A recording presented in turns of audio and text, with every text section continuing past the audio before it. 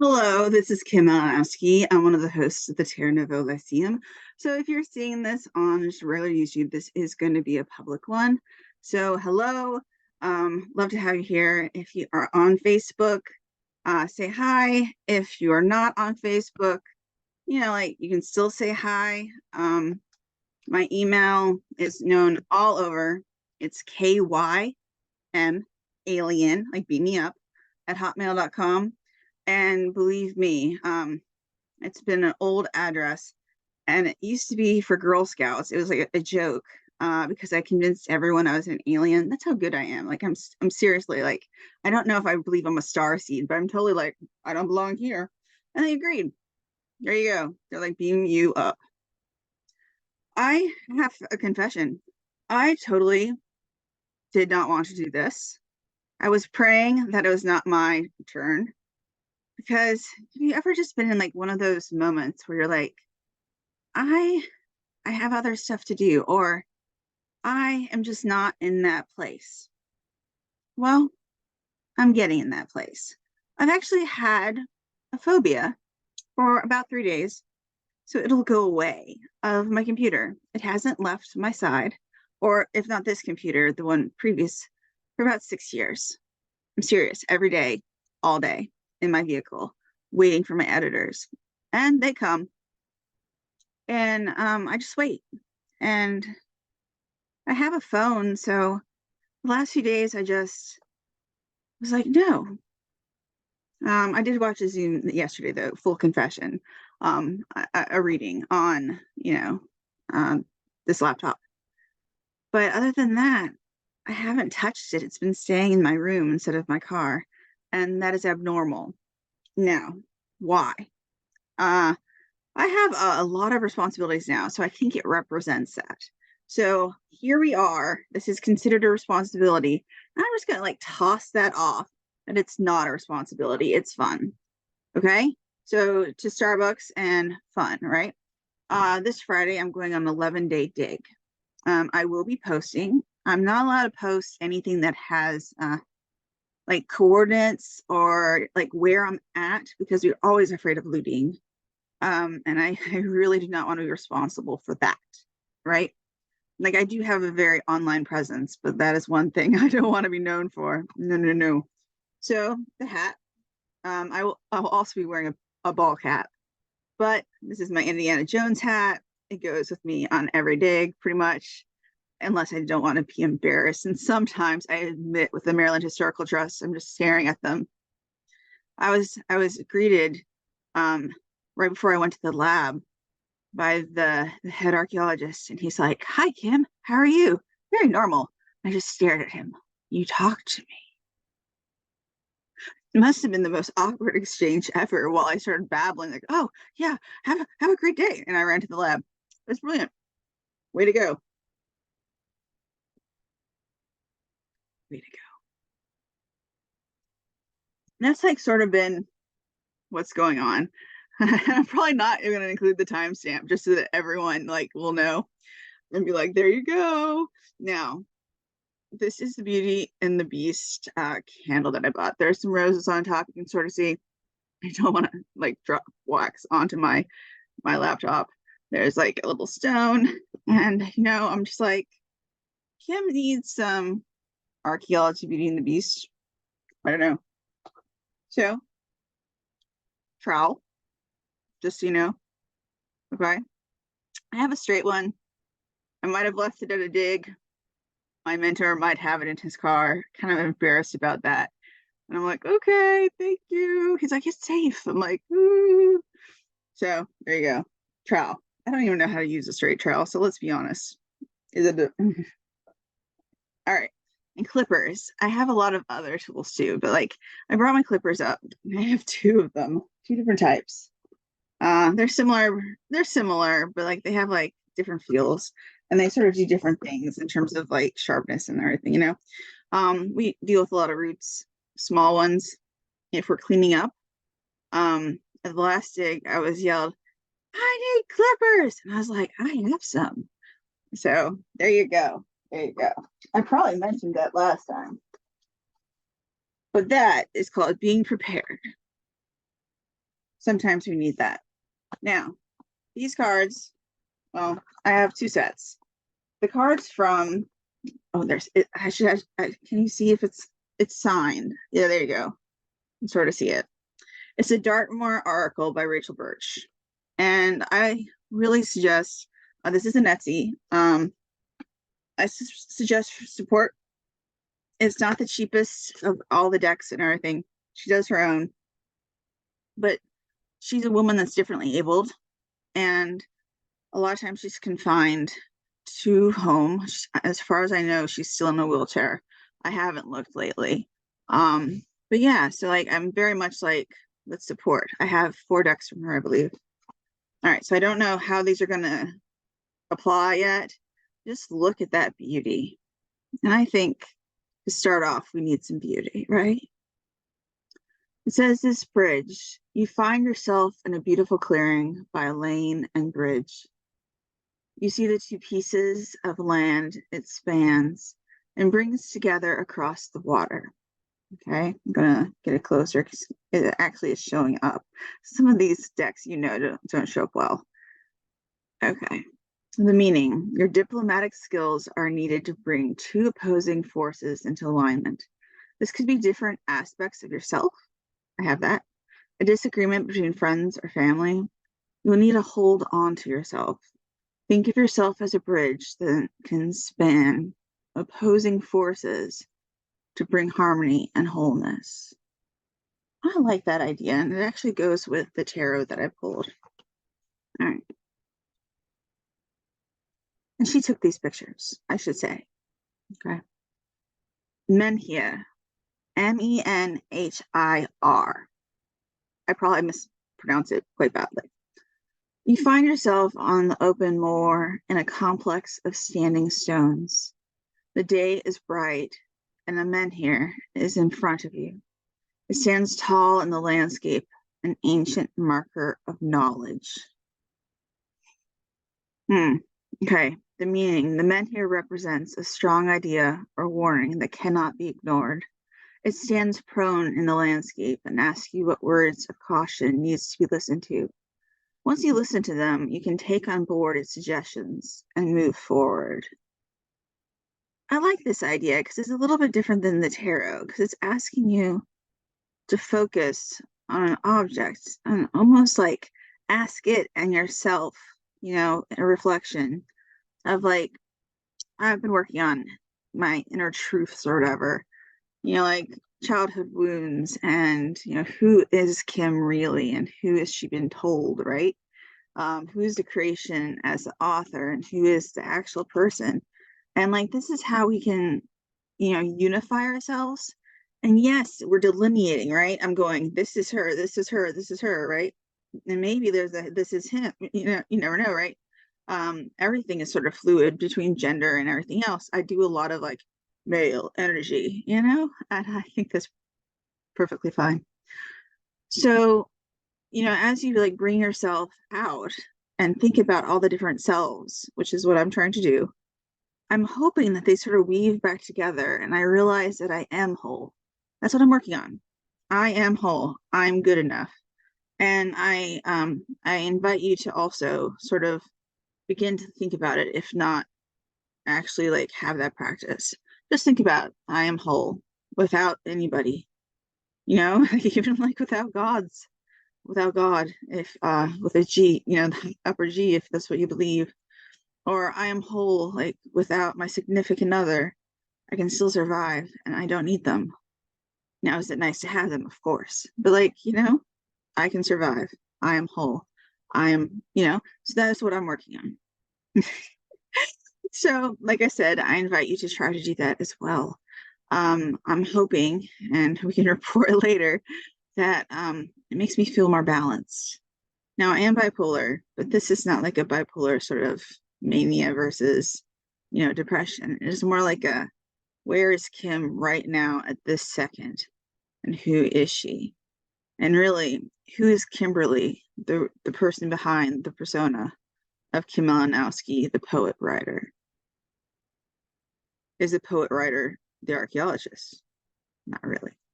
Okay, that's what I mean. Okay. And like, what dreams do we give up is another good one. What dreams can we take back? I gave up archaeology because I'm mad. 20 years later, I will probably not get my PhD in it, but yeah, I'm like, I'm a different person than I was 20 years ago, much better, even through everything else. Yeah.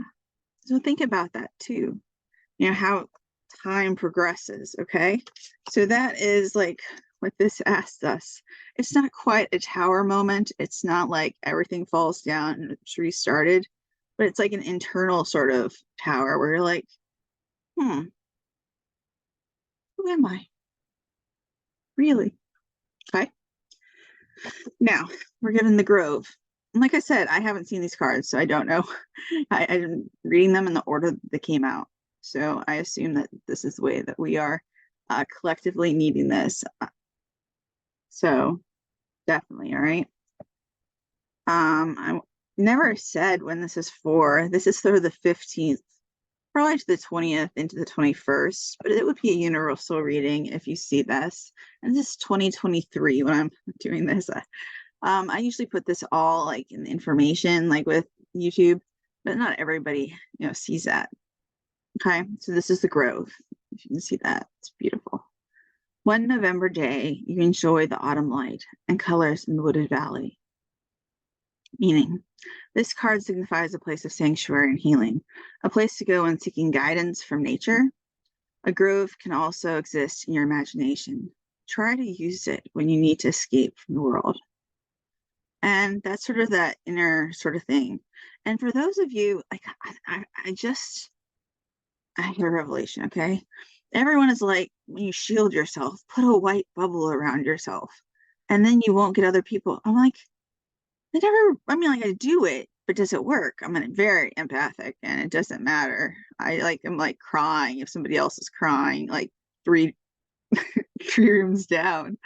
And I'm like, it's because of this. And they're like, my friends are like, what? But perhaps if that white, image of a bubble doesn't work, maybe this does. Putting a grove around ourselves. We're in a thicket. No one can get to us. We're protected. I like that. Okay. I do. I'm gonna use that not only for myself, but for, like writing, like put yourself in a grove, man. This is a meditation. I've done meditations before. So check out Enchanted Living. There's my plug. All right. This is the well. It's interesting. I'm not very good with I can't say the word anything because it sounds awful. But like I'm not very good with like images and like imagery. I have my own idea of what a well looks like. So that's why I'm like, this is a well? Forgive me. Obviously it's a well. She took a picture of it, right? Great. Okay. Good job, Kim. In a deep lane next to a moss-covered church, you find a well and a wall. Okay. It's in a wall. You listen to the sound of the spring that emanates from it. Water has long been revered as a life source element. This card signifies a need for healing and rest. Time to draw upon the waters of life and receive healing. If you can, seek out a water source nearby and sit for it for a while. Now, what do all these cards have to do with each other? There are different places that we can go, and that would be for every personality, every person. Like you don't have to go to just one. You can go to all of them. But if they don't speak to you, and one does, go to that one. Even if it's imaginary in your head. I like the idea that all of these are using different senses. Feel how the thicket is, hear the water. I mean, all this stuff is available. I use YouTube, but there's lots of other, programs, Spotify and everything else, where you can have like this sound, right? It's all calling for inner work and meditation. And it's not my favorite thing to do. When I write, I don't know if it's always me writing. Sometimes it's something within me writing. If it's pain or if it's joy, every one of my poems is a love song, a love poem. And the same is true, I believe, for every writing, every poem. I can make the argument that it's something about love. And I don't mean like romance and the romance novel follows this form. No, no, no. But I mean that there is sort of an appreciation, an individual, a viewpoint. And, the poet, if not the narrator, shows their love just by acknowledging it. A lot of my war poems are atrocious. They're sad, awful. And yet there's love there because sort of stroking the characters and telling them, tell your story. And that's love. So for us, and not a character, right? Maybe we have to stroke ourselves, sit down and be like, this is my story. Okay. And sometimes we have to tell ourselves our story because we forget what we do. I listed the other day everything that I do, like during a week. It was 4 pages. And everybody's always telling me to slow down, get therapy, all this stuff on the internet. It's the internet, right? And I was just like mind blown of all the stuff that I do. I always say I don't do enough. Well, is 4 pages enough? Do I need 5? I don't know. Excuse me if you hear my slurping. My double shot's really good. I actually like the taste more than the shot. Okay, now this is a deck I have never used. I was given it, okay, and it's the Celtic Tarot. Discover Celtic legends and legends in your tarot deck. Sure. Interesting. Okay, and we got stuff that actually really goes with that. Like I said, those were pre-drawn, but I didn't read them, and these I did read. Okay, for the first one, they sort of came together. The Queen of Cups and I know there's a King of Cups. Where are you, King of Cups? All right, so we did get the King of Cups technically first, so I'll show you. But I think that they're a divine pair, right? Call it divine? I guess you could. Their stories are the same in this, so I'm gonna put them together. So these two, King and Queen, were together. Okay, and I'm not going to be able to pronounce names, so I'll do my best. The King of Cups sits on a splendid throne surrounded by water. Okay, you can see the blue and all the water. Okay, he reflects a passive but creative intelligence. He has an extremely amiable and pleasant nature, at least on the surface. The card represents a fiery part of water. Okay, so fierceness, not just fire, but I never pronounce it right. Sorry, peeps. But fire is an aggressive action, but directed through a water element of character. It is hard to sustain. The passionate attack is limited to bursts of both anger or enthusiasm, but usually nonviolent. So it sounds like temper tantrums, right? But like when we get so enthusiastic about something, and then like 5 minutes later, we're enthusiastic about something else, this might, sort of have that feeling, okay? So it's not like misrule or anything, but it's just like, I'm excited about this. I'm angry about that. Oh my gosh. Like when you're just chatting and like venting to your friends and like, and this happened, and then this happened, and they're like, that was good. Oh, was that good? Oh yeah, this happened. It was awful. Pretty much. Okay. So they're talking about Kim. There you go.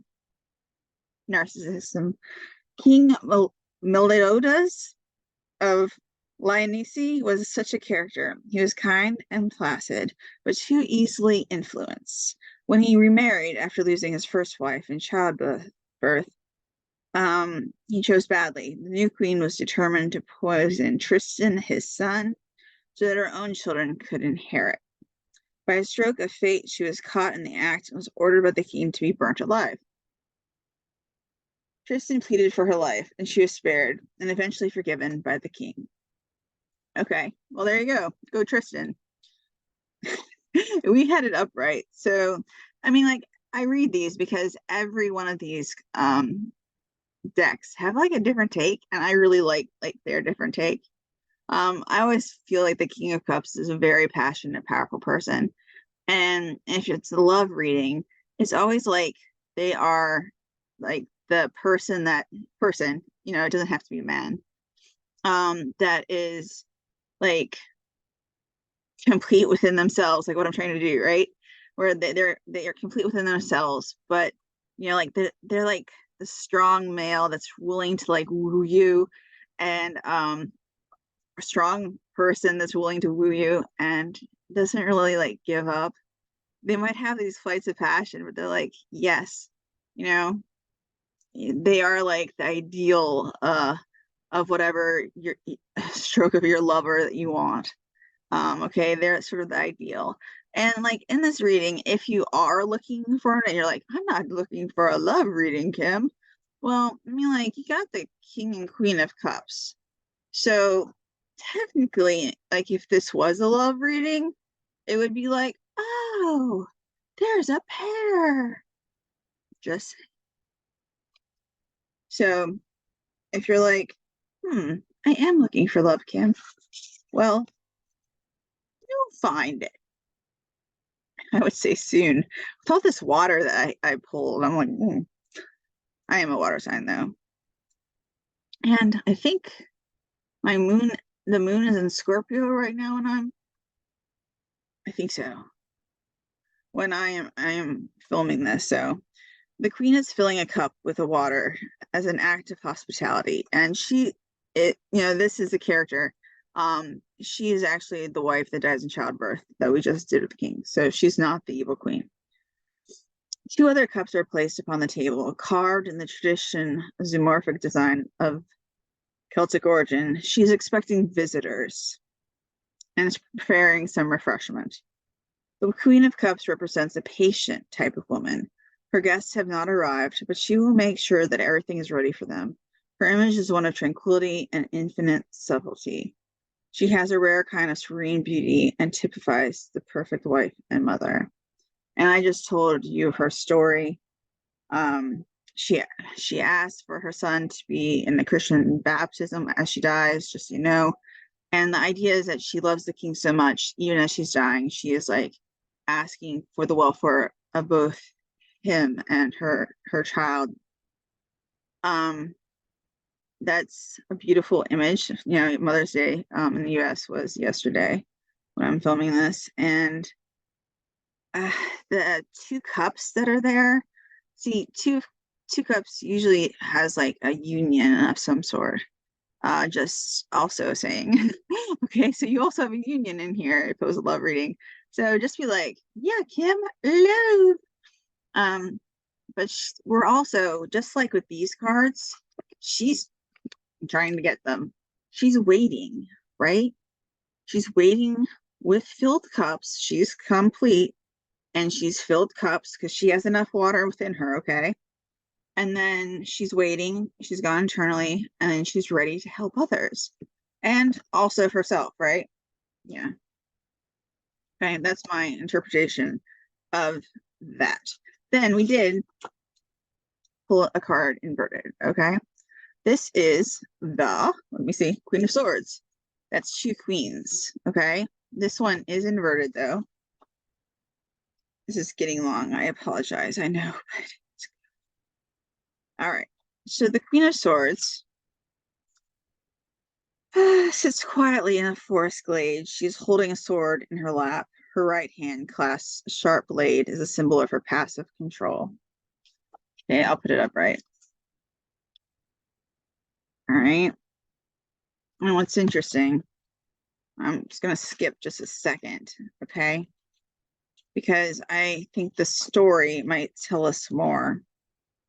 It's Morgana Le Fay, who's like one of my favorite people. She's really kind of, you're like, yo, witchy Kim. I don't think she's quite a witch, but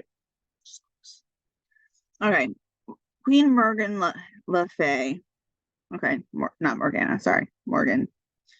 Was such a person. Her character was both devious and yet extremely attractive and enchanting. She managed to deceive King Arthur, her half-brother, whom she has secretly hated for many years. The power of Merlin had prevented her revenge on many occasions. Sorry, being on my computer. I'm hoping. Eventually, she imprisoned Merlin with the aid of Vivian, one of the young ladies of the lake, and set in motion Arthur's decline and death. Nice. So she sets into power all this stuff in motion, and hers is definitely, you would say, is negative. All right, like we always think of King Arthur as this heroic person, but sometimes you need a queen that, you know, doesn't care. You can be heroic, but are you a good king? Okay. And like everyone can be like, Arthur was a good king. And then there's always the question, well, was he? All right, now, since we got it inverted, they call it dignified and indignified. So this is like morals, right? A sign of separation and the sterility of barrenness associated with widowhood and female sadness. A sharp-tongued woman causes pain and sorrow. So like Morgan Le Fay, right? Yeah. Okay. So words hurt. We've been hurt by words. I have been completely transformed by words. They were spoken in haste. I could hear them even though that they were a text. And I felt my old self just fall away. And I felt betrayed, and I did not understand what had happened and what was being said. And I still don't like really believe that that person was, I think they were projecting onto me their own like anxieties and that sort of stuff, right? Pushing me away because they didn't want me close. But at the same time, I was like, why am I so upset? You know, why do I have to go here? Why can't I prepare cups even for them when they come back and be a better me, a different me, the real me? So this widowhood and female sadness doesn't have to be that, right? It could just be coming in on our own power and sort of like exploring ourselves. Female sadness doesn't have to be female, right? If you are male and you feel sad, I mean, like everyone feels sad. Why is it female sadness? I guess it's just because, you know, it's the Queen of Swords, but still, okay. So there is like a sadness. So if you have been hurt or you have realized you've hurt someone else, this is a place to go. All four of them, go for it. And we're going to end with the Page of Swords. Okay. The Page of, oh, excuse me, Page of Swords. No. That was like a Freudian slip. Okay. Page of Wands. The Page of Wands is en route with an important message, but he breaks his journey to rest. He sits by a warming fire and gazes into the distant sunset. Two shooting flames rise above him and light up the sky. It symbolizes the light of illuminated spirit and uplifting experience. The staff beside him is a hazel wand and a symbol of his authority. Ancient Irish heralds carried white hazel wands as a symbol of arbitration and wisdom. The Page of Wands is a faithful envoy and arbitrator. Okay. Dignified, which, all right. So we had it upright and they call it dignified. I don't know. It really is really morally. And I'm like, good news, which brings great joy and comfort. A young man who helps a querent settle a difficult problem.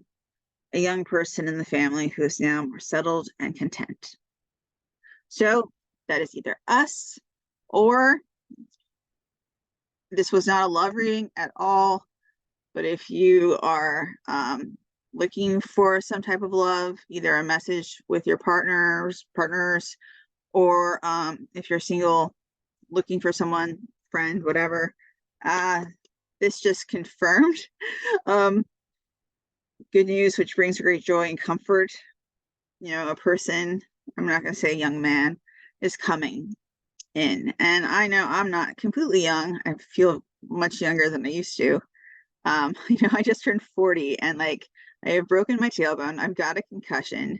I just had a terrible allergic reaction, I guess you would call it, because they released some type of chemical in front of the post office and I was there. And I could go on and on about like the things that have happened. And yet somehow with all of that sort of, you could call it trauma or whatever, I feel younger than ever. It's like that adventurous spirit is back versus the homebody that just was in front of her computer. Like sometimes we shift. So there you go. I blame the Beauty and the Beast candle for the romance reading that was unintended. And for those of you that did not get a romance reading out of this, okay, great, thank you. I'm glad, because sometimes it's scary that things go awry. And for you, I say find comfort within yourself. And it will help both yourself and others, all your creative endeavors, like every endeavor is creative. Man, my archaeology, there's a scientific practice, but there is like creativity. Like we have a good time. And like I'm learning so much by having weird words. I call them weird. They're scientific words thrown at me. Kim, how do you spell it? I have no idea. Well, it's like this. Write it down.